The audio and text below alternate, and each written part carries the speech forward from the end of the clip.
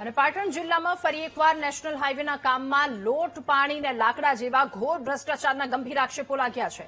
પાટણથી Gojariya 4 lane હાઈવેનું કામ March 2025ના સમય મર્યાદા વીતી ગયા છતાં 1 વર્ષ બાદ પણ અધૂરું છે.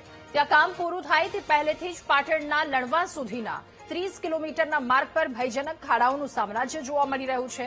રોડના કામમાં હલકી ગુણવત્તાનું મટીરીયલ વપરાયું હોવાના કારણે દર અડધા કિલોમીટરે રોડ તૂટી રહ્યો છે, જેને છુપાવવા કોન્ટ્રાક્ટર કંપની માત્ર પેચવર્કનું નાટક કરી રહ્યો હોવાનો સ્થાનિકોનો આક્ષેપ છે.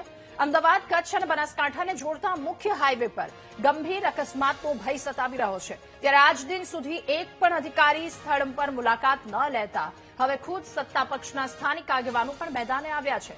ચોમાસા પહેલા હાઈવેની દયનીય સ્થિતિ જોતા જનતા રોષે ભરાઈ છે અને આ સમગ્ર કૌભાંડના નિષ્પક્ષ ઉચ્ચ સ્તરીય તપાસ કરાવી ભ્રષ્ટ કોન્ટ્રાક્ટરો અને બેજવાબદાર અધિકારીઓ સામે કડક કાર્યવાહીની ઉગ્ર માંગ કરી છે.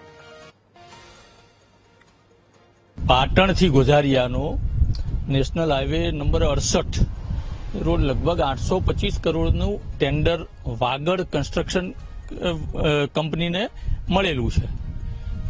એની ટાઈમ લિમિટ પણ 30/4 પૂરી થઈ ગઈ છે.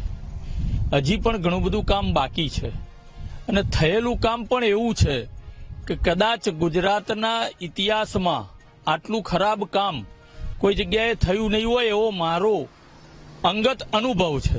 આ રોડ આપણે national highway authority of India NHAI દ્વારા નવનિર્મિત થયેલો રોડ છે હાઈવે, અને આનું કામ મને ધ્યાનમાં છે ત્યાં સુધી 2 વર્ષથી ચાલી રહ્યું છે અને બહુ જ ધીમું ચાલી રહ્યું છે આ કામ.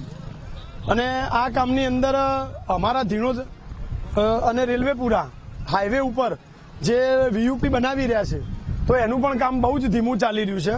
આ રોડ અત્યારે બનાવો બીજા દિવસે તૂટી જાય, લોકોનો એક્સિડન્ટ થાય, જાનહાનિ થાય, કોઈ જવાબદાર વ્યક્તિ અહીંયા આવતો જ નથી જોવા માટે. નથી કોન્ટ્રાક્ટર આવતો, નથી અધિકારીઓ આવતા. અહીંથી ચાણસમાં 19 કિલોમીટર અને ધીણોજથી મહેસાણા 15 કિલોમીટર. કોઈ આજે ખાડા પડે, કાલે ખાલી એમને ઠીકડા મારી દો અને લોકો ભૂઈ પડે, એક્સિડન્ટ હોય, કેટલી જાનહાનિ થઈ, કોઈ જવાબ જ નથી આપતું.